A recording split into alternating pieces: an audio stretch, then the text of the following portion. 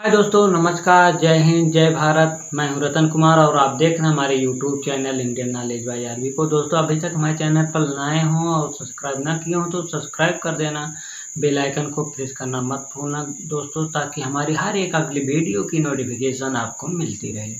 तो दोस्तों, हम आज पृथ्वी के उत्पत्ति के बारे में बताएंगे कि पृथ्वी की उत्पत्ति कब हुई और कैसे हुई। पृथ्वी की उत्पत्ति कब और कैसे हुई? वैज्ञानिकों का मानना है कि पृथ्वी सूर्य का ही एक हिस्सा है, सूर्य का ही एक टुकड़ा है। जिस तरह से सूर्य आग के गोले की तरह दहक रहा है, उसी तरह से पृथ्वी भी एक दिन आग के गोले की तरह दहकती थी। पृथ्वी पर बहुत बड़े बड़े लावा आग के गोले उथल पुथल मचा रहे थे।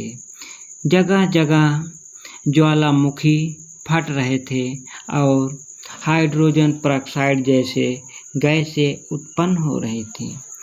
पृथ्वी पर चारों तरफ आग ही आग था, आग के गोले थे और पृथ्वी पर उथल पुथल मचा रहे थे। पृथ्वी सूर्य की तरह दहकता हुआ अंगार था और कई विस्फोटक गैसें बन रही थी, जो आपस में टकराकर विस्फोट होकर ज्वालामुखी का रूप धारण करती थी और ज्वालामुखी के फटने से जो राखों का अंबार लगता था, यही राख धीरे धीरे पहाड़ और पर्वतों में तब्दील हो गए। ज्वालामुखी के फटने से जो राखों का ढेर लगा और पृथ्वी के ठंडी होने पर इसी ज्वालामुखी के फटे हुए राख को आज हम पहाड़ और पर्वत कहते हैं। जब पृथ्वी दहकता हुआ आग का गोला था तो यह ठंडी कैसे हुई और पृथ्वी पर 1/3 भाग पानी कहाँ से आया? 1/3 भाग का मतलब 71% पृथ्वी पर पानी है और यह 71% पानी पृथ्वी पर कहाँ से और कैसे आया, जबकि पूरी पृथ्वी दहकता हुआ आग का गोला था। और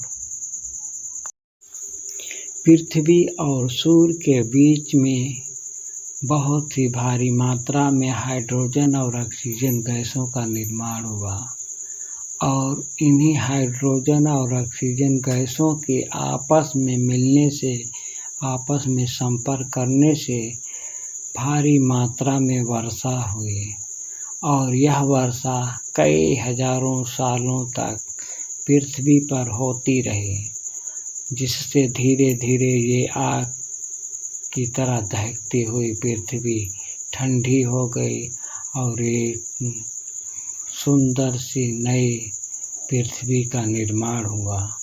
इसके बाद पानी लगातार बरसता ही रहा, जिसके कारण पृथ्वी पर 1/3 भाग पानी हुआ और बाकी शेष भाग जमीन के रूप में उभर कर सामने आया।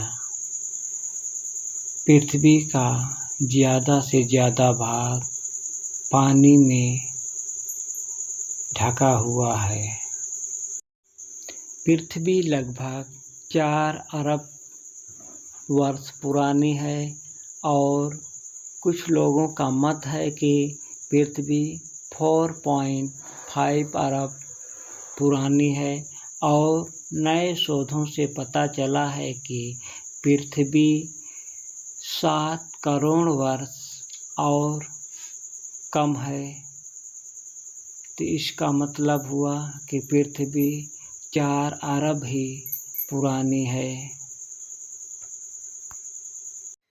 अभी भी वर्तमान में ढेर सारे ज्वालामुखी पर्वत हैं जो कभी कभी पृथ्वी पर ज्वालामुखी फूटकर पृथ्वी पर उथल पुथल मचा देते हैं। जो सक्रिय रूप से अभी भी मौजूद हैं, और कुछ ऐसे भी पर्वत हैं जो निष्क्रिय हो चुके हैं, जो एकदम शांत हो चुके हैं। अब ज्वालामुखी उन पहाड़ों से नहीं फूटते। तो कुछ ऐसे पर्वत हैं जिसमें ज्वालामुखी आज भी है, और कुछ ऐसे हैं जो ज्वालामुखी फूटते थे और शांत हो चुके हैं, ऐसे भी पर्वत हैं।